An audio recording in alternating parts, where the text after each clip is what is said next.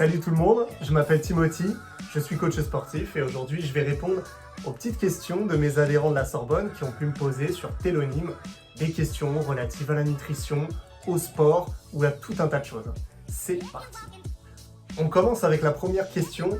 Bonsoir, je souffre d'un mal de dos presque toute la journée. Pourriez-vous m'aider en ce sens? Merci.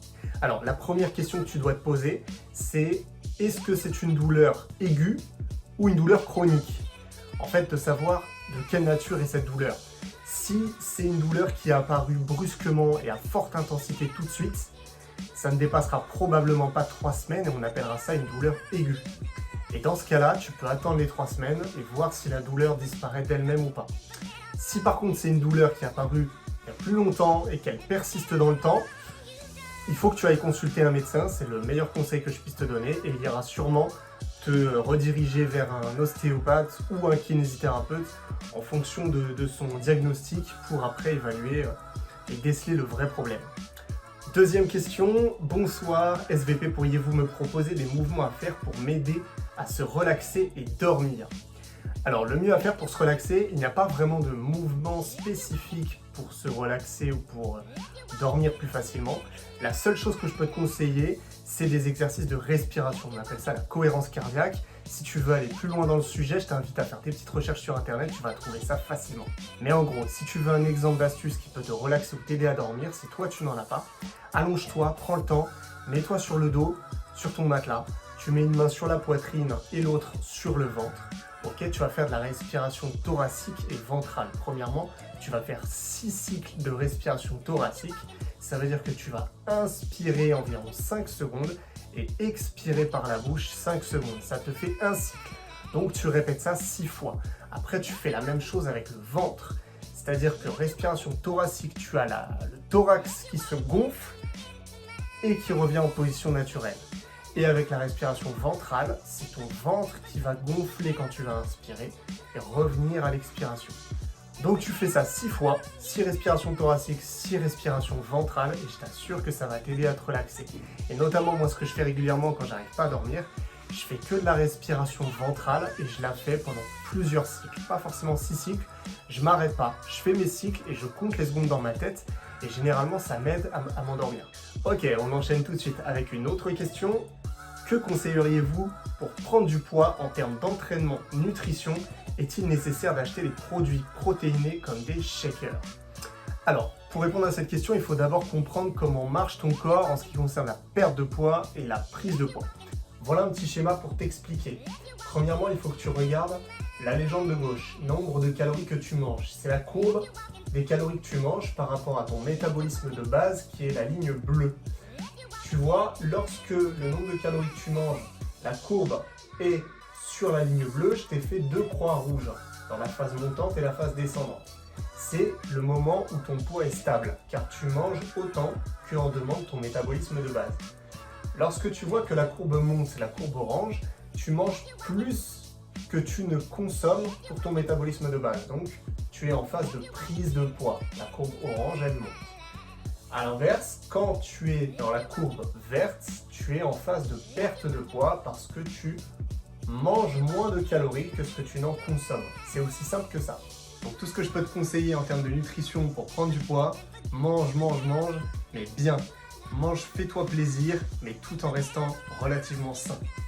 Donc pour répondre à ta question, il n'est pas nécessaire de prendre des produits protéinés pour prendre du poids. Il suffit juste que tu aies assez de protéines dans ce que tu manges en termes solides de repas dans ta journée. Et ça suffira. Si tu arrives à avoir 1,6 g de protéines par kilo de poids de corps, ça suffit plus ou moins. C'est-à-dire que pour un individu de 70 kg, il lui faudra 110-120 g de protéines à peu près. De protéines pures, attention, pas de produits protéinés. C'est complètement différent, on en reviendra dessus sur une autre question. Une nouvelle question, comment avoir un joli summer body? Un joli summer body, c'est très subjectif. Pour certains, ce sera d'être le plus sec possible et pour d'autres, ce sera d'être le plus massif possible, par exemple. Ou encore pour d'autres, juste avoir le ventre plat. Donc, à toi de définir au départ ton objectif et de faire, par exemple, appel à un coach pour t'aider à atteindre cet objectif. Et je profite de cette question pour vous dire que pour une transformation physique, pour avoir les premiers résultats flagrants, il faut environ 6 à 8 semaines. Donc si vous voulez un vrai summer body pour cet été, c'est maintenant qu'il faut commencer les gars. On se rejoint dimanche prochain pour le renforcement musculaire. Nouvelle question, comment avoir une bonne alimentation? Avoir une bonne alimentation, ça commence par faire un rééquilibrage alimentaire. Il faut que vous vous posiez comme question, quels sont les macronutriments ou micronutriments qui sont très présentes dans mon alimentation, trop présentes peut-être même, et quels sont les micro-macronutriments qui ne le sont pas assez. En réalité, c'est très simple. Je prends l'exemple de quelqu'un qui ne mange pratiquement jamais de légumes. On va dire qu'il ne mange pas de légumes du tout. Son assiette type, on va dire que c'est composé de 100 g de pâtes et 100 g de steak haché. Donc dans son assiette, il a 50% d'aliments glucidiques et 50% d'aliments protéinés. Dans ce cas, le constat est clair, je vous mets un petit tableau pour vous présenter ça. C'est très simple, il suffit de faire un tiers, c'est-à-dire un tiers de produits glucidiques, un tiers d'aliments protéinés et un tiers de légumes. C'est juste du bon sens, c'est juste du rééquilibrage en fait. Nouvelle question, que penses-tu du jeûne intermittent? Je ne suis pas du tout assez documenté sur le sujet, je ne me suis pas assez intéressé. Perso, c'est pour le moment un mode d'alimentation que j'ai pas spécialement envie d'essayer, donc je me renseignerai et on y répondra une prochaine fois. Des exercices pour les mains et les doigts à force d'utiliser le téléphone. Celle-là, elle m'a fait sourire. Il n'y a pas vraiment d'exercice pour les doigts et les mains en ce qui concerne le téléphone ou quoi, à part éventuellement peut-être étirer ses fléchisseurs de doigts, mais en réalité, il n'y a pas vraiment d'exercice pour ça. C'est pas un effort si compliqué que ça de tenir son téléphone. Alors, une question en plusieurs parties. Quels exercices étirements faire pour le mal de dos? Comment détendre les épaules, la nuque? Comment s'étirer pour détendre son corps après s'être posé devant un ordi plusieurs heures? Alors, comme je disais tout à l'heure, il est bon de savoir d'où vient le mal de dos. Par contre, il y a des facteurs qu'on peut retrouver chez beaucoup de gens qui peuvent intervenir dans le mal de dos, qui sont, on va dire, globales. C'est pas dû à une pathologie vraiment particulière. On a notamment le maintien pendant plusieurs heures d'une mauvaise posture, les muscles postérieurs trop contractés qui pourraient appuyer sur le nerf sciatique, ou alors un déficit des lombaires. On va parler du dernier, du déficit des lombaires, parce que c'est un sujet qui touche à peu près tout le monde, voire tout le monde en fait. Il faut savoir, vos lombaires, c'est vos abdos du dos, si on peut dire ça comme ça. Vous le savez, vos abdos, c'est ce qui vous permet de vous tenir debout, de tenir la position buste relevé. Et bien les lombaires, c'est la même chose. C'est notamment pour ça qu'on parle de sangle lombo-abdominale. On a souvent tendance, lorsqu'on a mal en bas du dos, à vouloir se dire « il faut que j'étire mon bas du dos ». Or, c'est tout l'inverse. Si vous avez mal en bas du dos à cause d'un déficit de muscles aux lombaires, c'est justement parce qu'ils ne sont pas assez renforcés. Donc plutôt que de les étirer et accentuer ce phénomène, il va falloir plutôt les muscler. D'ailleurs, je vous montre tout de suite un petit test qui va vous permettre de savoir chez vous à la maison sans matériel si vous avez un déficit aux lombaires ou pas. Je vous ai mis là sur votre écran un petit test qui s'appelle le test de Shirano. C'est un protocole qui permet d'évaluer après, avec un autre test, si on a un déficit aux lombaires ou pas. Donc, en position crunch, hanches et genoux fléchis à 90 degrés, mollets reposant sur un tabouret, omoplate décollée, c'est très important, bras croisés sur le torse, mains reposant sur les épaules. Tenir le plus longtemps possible. Le test prend fin lorsque les omoplates touchent le sol. Pas uniquement quand votre tête touche le sol et que vous avez lâché de toutes parts. C'est dès que vos omoplates touchent le sol. Donc ça, vous pouvez le faire tout seul. Sur l'illustration, il y a un monsieur, mais vous pouvez le faire tout seul. Vous allez le sentir si vous touchez le sol avec vos omoplates. Vous avez un barème pour hommes et pour femmes. Donc, barème 1, 2, 3, 4. En fonction des minutes que vous avez tenues en position omoplate décollée du sol. Vous faites le test, vous relevez le temps que vous avez fait à ce test et vous le comparez pour avoir votre barème. Suite à ça, vous faites le test de Sorensen. C'est la même chose pour les lombaires. Alors celle-ci, vous voyez sur l'image, elle est un peu compliquée à réaliser, pas de panique. Vous le réalisez simplement par terre, position Superman, vous êtes allongé sur le ventre, les hanches par terre, les pieds par terre, et juste vous relevez le buste en mettant vos doigts sur vos tempes. Donc vous avez les coudes écartés, et vous relevez le buste, pareil, au moment où votre buste, c'est-à-dire vos pectoraux, touchent le sol, le test prend fin. Ici pareil, il y a un barème, donc vous faites votre temps, et vous rapportez ça au barème. Suite à ça, vous avez la petite formule Shirado-Sorensen qui vous permet justement d'avoir le résultat de ces tests. Vous divisez le ratio du test Shirado à celui du test Sorensen et vous obtenez le résultat. Si le ratio est proche de 1 ou supérieur à 1, ça signifie qu'il y a un déséquilibre en défaveur des lombaires et un risque élevé de lombalgie, donc de douleur au dos. Si le ratio est inférieur à 0,7, c'est moins grave. Ça veut dire que vous avez un déséquilibre en faveur des lombaires. En faveur, ok? Donc le risque de blessure est moins important. Comment détendre les épaules, la nuque? Alors ça va plutôt être la nuque en vérité, parce que c'est notamment quand on est en position sur l'ordi ou quoi, on est un peu comme ça, et c'est les trapèzes qui font que les épaules se relèvent. Ok? Donc, comment détendre les trapèzes? C'est simple. On regarde, on se met debout, bon je vais le faire assis pour que vous voyez, on se met debout, on regarde ses orteils, on tourne légèrement la tête, on peut poser la main sur sa tête sans appuyer, juste en posant la main pour avoir le poids de la main, et avec l'autre main pour accentuer l'étirement, on peut pousser volontairement sa main dans le sol, et vous allez sentir ici tous les trapèzes qui s'étirent, donc ça fait du bien. Comment s'étirer pour détendre son corps après être posé devant l'ordi? Donc pour ça, si vous avez un rouleau de massage, c'est super, si vous n'en avez pas, vous pouvez prendre quelque chose qui ressemble plus ou moins à un rouleau, une bouteille d'eau, ou quelque chose de plus gros si vous voulez, ou même un coussin, vous pouvez le faire en position allongée, c'est-à-dire que vous mettez votre coussin ou votre rouleau sur votre lit et vous vous massez au niveau des lombaires, vous roulez dessus, ou pareil au niveau du haut du dos. Tout par là, vous le mettez en longueur contre votre dos et vous roulez un petit peu pour hop, inverser les courbures et vous accentuez la flexion comme ça. N'hésitez pas aussi à étirer votre psoas qui est constamment contracté lorsque vous êtes en position assise. Le psoas, c'est le muscle qui fait le lien entre la colonne vertébrale et les jambes. Et lorsque vous êtes assis, il est constamment contracté. Et notamment, je le fais à chaque fois tous les dimanches durant mes stretchings avec vous, avec la Sorbonne. Je fais des étirements du psoas, c'est pas pour rien, parce que je sais que vous restez souvent et très longtemps assis en cours, etc. Donc on détend un petit peu tout ça. Nouvelle question, est-ce que les femmes prennent du muscle moins facilement que les hommes? Quels sont tes conseils pour prendre du muscle plus facilement et que penses-tu des compléments en protéines? Est-ce que les femmes prennent du muscle moins facilement que les hommes? Oui et non.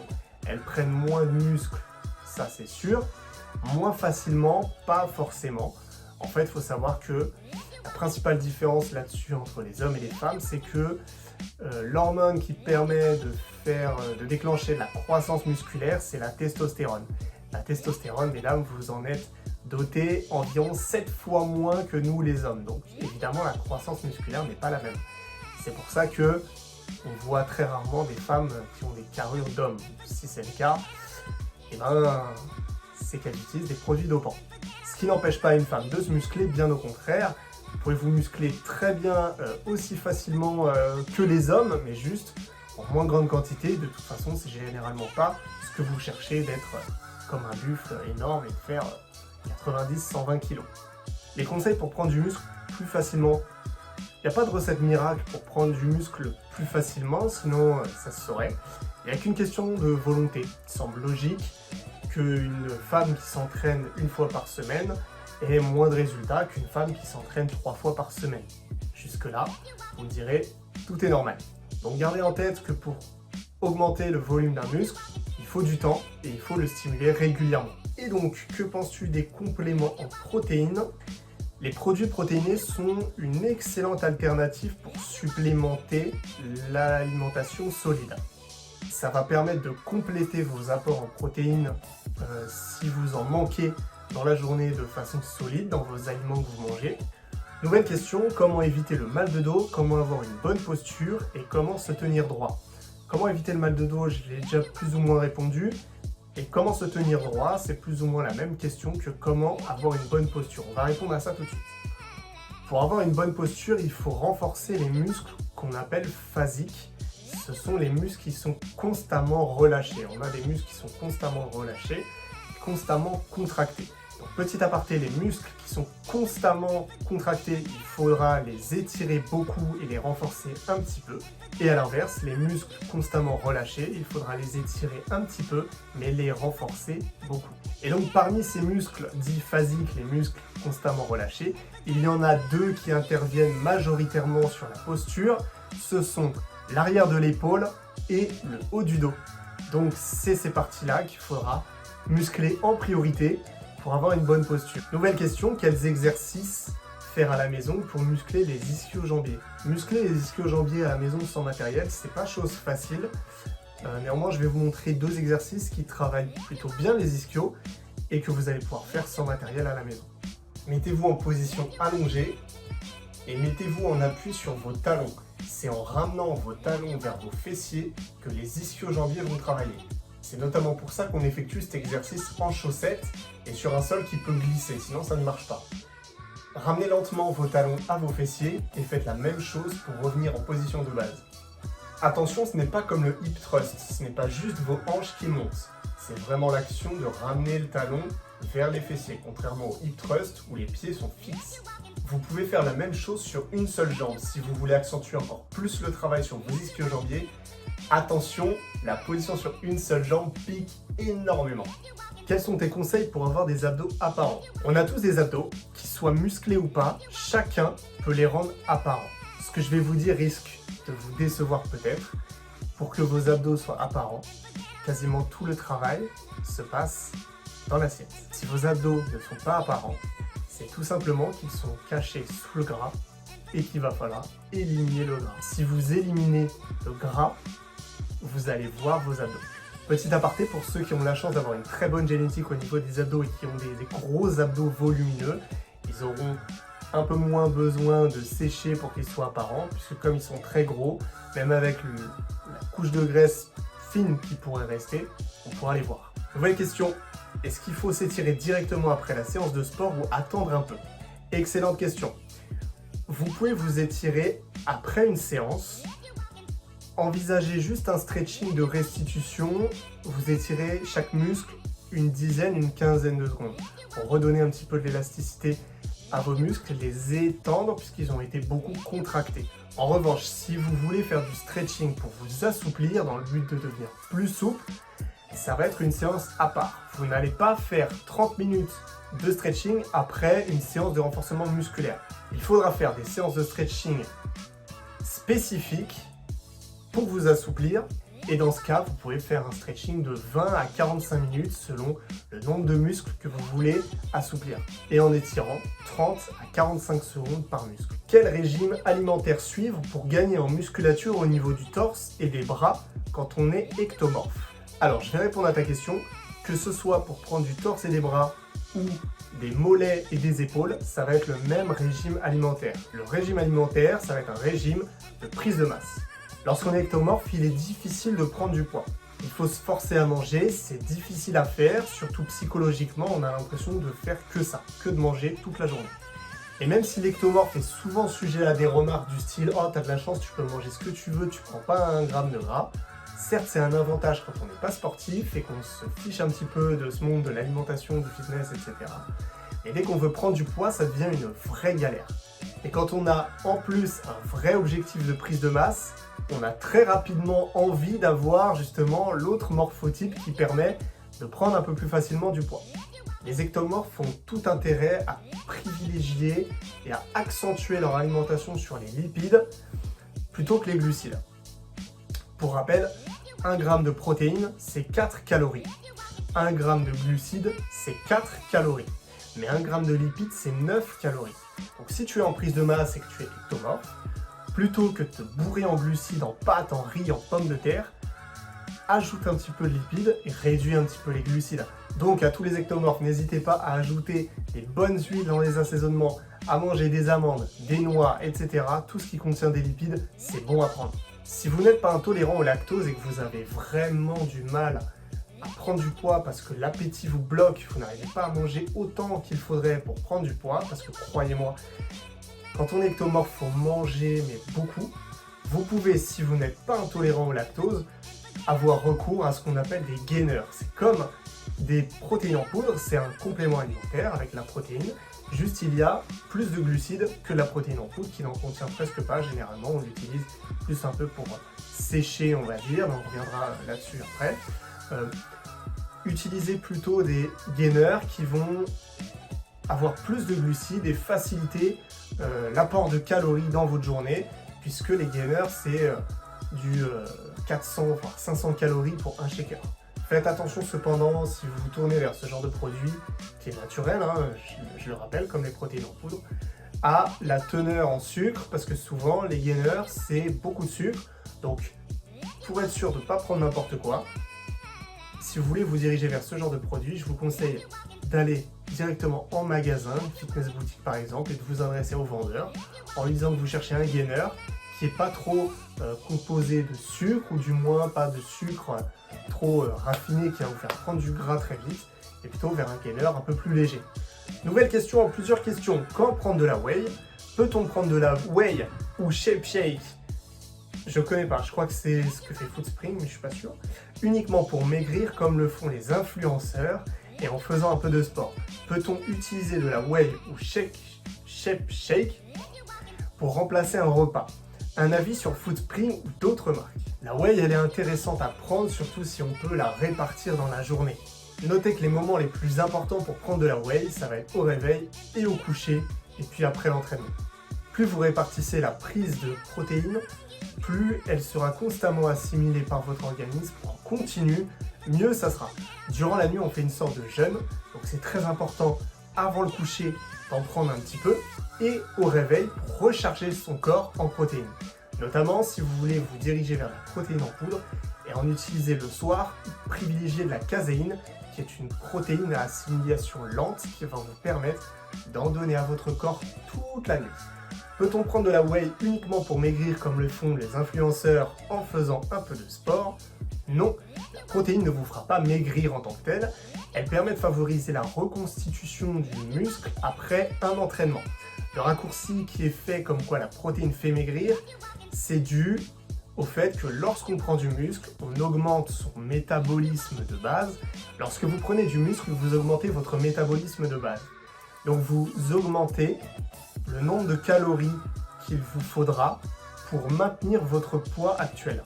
Donc théoriquement, si votre métabolisme de base est à 1800 calories et que vous mangez 1800 calories, vous ne bougerez pas.